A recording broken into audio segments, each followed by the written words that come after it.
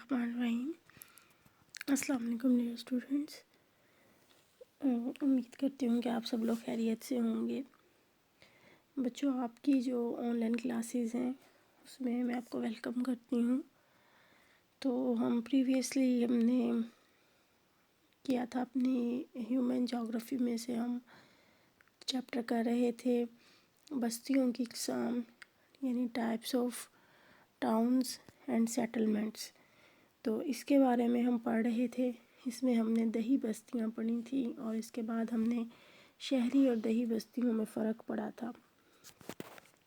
تو آج ہم نے پڑھنا ہے کہ بستیوں پر اثر انداز ہونے والے عوامل کون سے ہیں، یعنی فیکٹرز افیکٹنگ ٹاؤنز، یعنی بستیوں پر کون سے عوامل ہیں جو اثر ڈالتے ہیں۔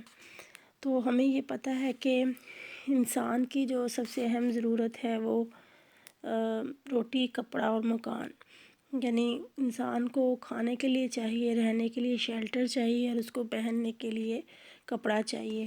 تو گھر ہی ایک ایسی جگہ ہوتی ہے جس میں انسان اپنا سر چھپا کر رہتا ہے یا وہ پناہ میں رہتا ہے۔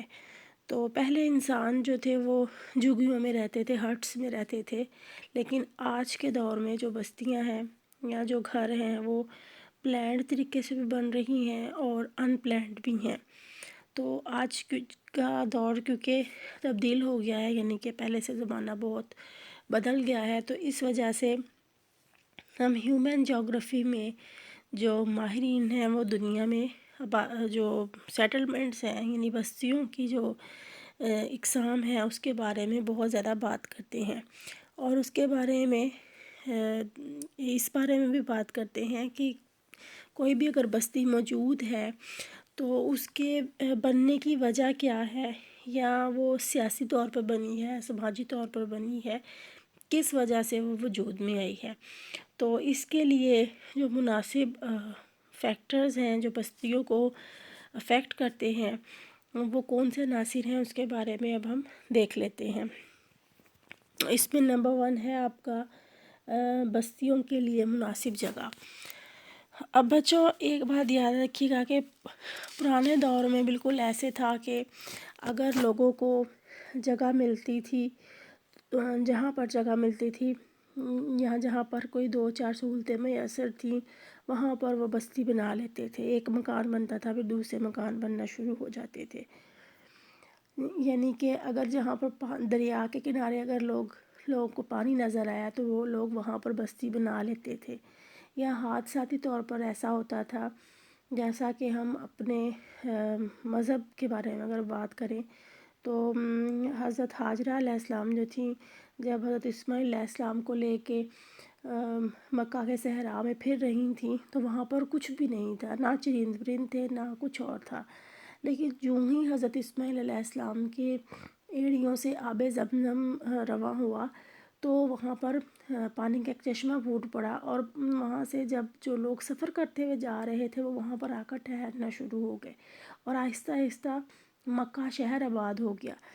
تو اس طرح سے بننے والی جو بستی ہوتی ہے اس کو ہم حادثاتی بستی کہتے ہیں، یا آپ اس طرح کہہ سکتے ہیں کہ کسی بزرگ کا مزار ہے تو اس کے ارد گرد لوگ اگر رہنا شروع کر دیتے ہیں تو وہ بھی حادثاتی طور پر بنتی ہے۔ لیکن آج کے دور میں بستیوں کو بنانے کے لیے پراپر پلاننگ کی جاتی ہے اور اس میں یہ دیکھا جاتا ہے کہ اس کے لیے مناسب جگہ کون سی ہے، آیا یہ شہر سے ہٹ کے ہے یا شہر کے ساتھ ہے، یا یہاں پر کون کون سی سہولیات میسر ہے، اور یہاں پر یا پھر یہ بھی دیکھا جاتا ہے کہ جو ٹیکنیکل پوائنٹ آف ویو سے دیکھا جاتا ہے کہ یہاں پر ذرائع آمد و رفت کیسا ہے۔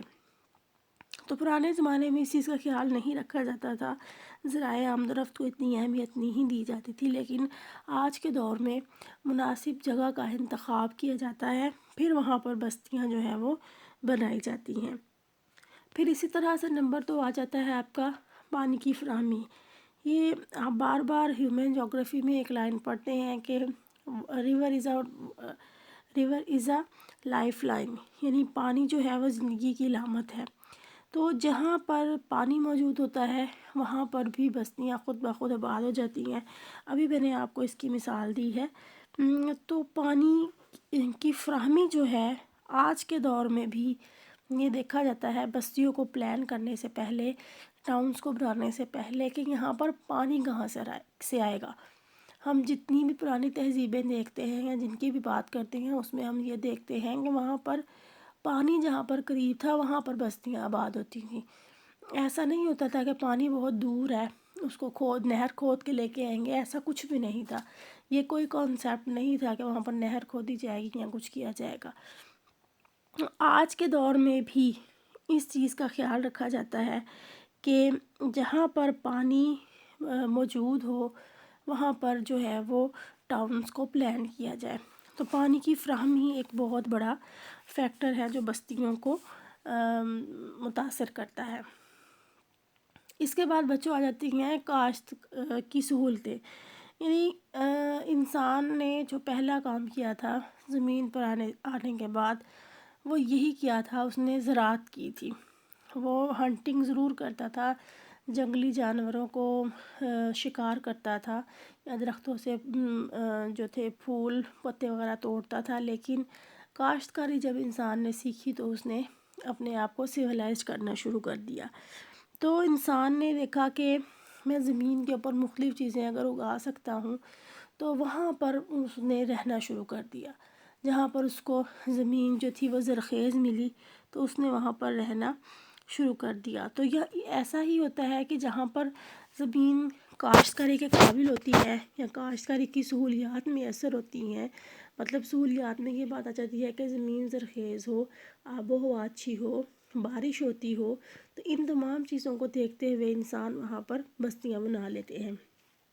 تو آج بھی بے شک کوئی پہاڑی علاقہ ہو، وہاں پر بھی آپ آبادی اس جگہ پر دیکھیں گے جہاں پر پہاڑ فرٹائل ہو، یعنی سیڑھی کی طرح سے کاشتکاری کر سکیں، یا میدانی علاقہ ہو وہاں پر بھی کاشتکاری کی سہولتیں میسر ہوں، زمین زرخیز ہو، وہاں پر لوگ جو ہیں وہ بستیوں کو آباد کرتے ہیں۔ تو اس لیے بستیوں کو کاشتکاری کی سہولیات بھی بہت زیادہ متاثر کرتی ہیں۔ پھر ہمارا آ جاتا ہے ڈرائی لینڈ، وہ علاقے جہاں پر سارا سال بارش ہوگی وہ دلدلی علاقوں میں تبدیل ہو جاتے ہیں، اور زیادہ نمی کی وجہ سے وہاں پر کوئی بھی چیز جو ہے وہ خشک نہیں ہو پاتی۔ تو ایسے علاقوں میں عموماً لوگ بستیاں نہیں بناتے، یعنی گھر بنانے کے لیے یہ چیز بہت ضروری ہے کہ زمین خشک ہو اور وہاں پر سیلاب یا اس طرح کی آفات نہ آتی ہوں۔ تو ان تمام چیزوں سے بچنے کے لیے یہ بھی کہا جاتا ہے کہ خشک جگہوں پر بستیاں آباد کی جاتی ہیں یا ایسی جگہوں پر بستیاں آباد کی جاتی ہیں جہاں پر پانی گھروں تک نہ پہنچے۔ بلند جگہوں پر بھی لوگ گھر بنا لیتے ہیں، تو ایسی اس قسم کی بستیوں کو سیٹلمنٹ ڈرائی پوائنٹ بھی کہتے ہیں۔ پھر اس کے بعد بچوں آ جاتی ہیں پناہ گاہیں یا محفوظ جگہیں۔ عام طور پر دیکھیں گھر کا مقصد کیا ہے کہ وہ انسان کو پروٹیکٹ کرتا ہے ایسی چیزوں سے جو انسان کو نقصان پہنچاتی ہیں۔ دن کے وقت اگر سورج کی گرمی بہت تیز ہے تو گھر آپ کو سکون فراہم کرتا ہے، یعنی گرمی سے بچاتا ہے۔ اگر رات کا وقت ہے، رات کے وقت سردی ہے، گھر آپ کو اس سے بھی پروٹیکشن دیتا ہے۔ یا ارد گرد آپ کسی ایسی جگہ پر رہ رہے ہیں جہاں پر کسی جنگلی جانور کے آنے کا خطرہ ہے یا کچھ ایسی چیزیں ہیں جو انسان کو نقصان پہنچا سکتی ہیں، تو ان تمام چیزوں کو دیکھتے ہوئے بستیاں ایسی علاقوں پر یا ایسی جگہوں پر بنائی جاتی ہیں جہاں پر انسان کو تحفظ ملے، پناہ گاہیں بن جائیں اور محفوظ جگہ ہوں جہاں پر انسان اپنی مرضی کے مطابق زندگی جو ہے وہ گزار سکے۔ پھر بستیوں میں ایک چیز یہ بھی دیکھی جاتی ہے کہ یہ ایک بہت اہم فیکٹر ہے کہ انسان جب کہیں پر بھی آباد ہوتا ہے وہ وہاں پر رہنے سے پہلے یہ ضرور دیکھتا ہے کہ یہ علاقہ اس کے دشمنوں کا علاقہ تو نہیں جو اس کو نقصان پہنچا سکتے ہیں یا اس پہ اٹیک کر سکتے ہیں، کہ آیا اس کے پاس ہی اتنی ڈیفینسو پاور ہے کہ وہ ایسی جگہ پر رہ سکے۔ تو دفاعی سہولتیں جو ہیں وہ بہت زیادہ امپورٹنٹ ہوتی ہیں کسی بھی انسان کے کسی جگہ پر رہنے کے لیے۔ تو دفاعی سہولتوں کے بارے میں بھی خاص خیال رکھا جاتا ہے کہ لوگوں کو پروٹیکشن فراہم کی جائے اور وہ اپنا دفاع کر سکیں۔ پھر بچوں اس کا لاسٹ پوائنٹ آ جاتا ہے کہ بستیاں بنانے سے پہلے زمانے میں بھی اور اب خاص طور پر یہ دیکھا جاتا ہے کہ آیا ان علاقوں میں اگر کاشتکاری کی سہولتیں میسر نہیں ہیں تو کیا یہاں پر معدنیات موجود ہیں، اور اگر معدنیات موجود ہیں تو اس کے ارد گرد کون سی بڑی صنعتیں موجود ہیں جہاں پر لوگ کام کر روزگار کما سکیں اور دوسری سہولتوں سے فائدہ اٹھا سکیں۔ تو معدنی اور صنعتی سہولتیں اگر کسی جگہ پر موجود ہوں گی تو وہاں پر بھی لوگ عموماً جو ہیں وہ بستیوں کو آباد کر لیتے ہیں۔ تو یہ آپ کے تھے وہ فیکٹرز جو بستیوں کو متاثر کرتے ہیں۔ تو انشاءاللہ اب نیکسٹ لیکچر میں ہم لوگ کریں گے مرکزی مقام کا نظریہ، کرسٹالر کا یہ نظریہ ہے سینٹر پلیس تھیوری۔ تو اس کو انشاءاللہ ہم کریں گے، اور پھر آپ کو اس کے بعد انشاءاللہ پاکستان کے جو چیپٹرز ہیں وہ میں سٹارٹ کرواؤں گی۔ تو تب تک آپ لوگ اپنا خیال رکھیے گا اور ان پوائنٹس کو آپ اچھی طرح سے پڑھ لیجئے گا۔ اللہ حافظ۔